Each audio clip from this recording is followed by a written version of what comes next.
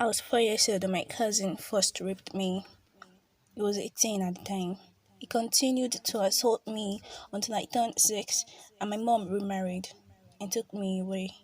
My new home was no safe haven. My stepfather sexually assaulted me too. It was terrifying. My mom had just recently married and I was afraid to be the reason for a split. The assault started when I was 7 and only ceased after his death when I was 15. Growing up, this event took a huge toll on my mental health, sending me down a deep well of depression and self isolation. For a long time, the trauma shaped my perception of the opposite sex and negatively affected my relationships.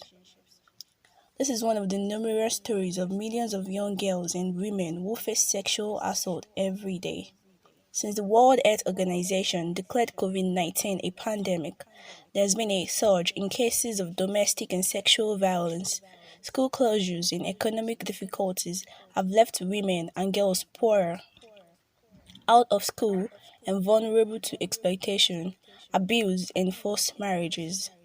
Violence against women and girls remains largely underreported due to impunity, silence, and the stigma surrounding it. Today marks the commencement of the 16 Days of Activism global campaign to end violence against women and girls. This year's theme is Orange the World. Fund, respond, prevent, collect.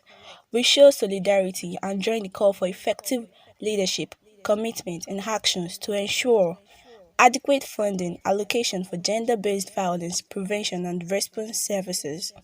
Explicit actions are taken to ensure continuity in life-saving services for GBV survivors.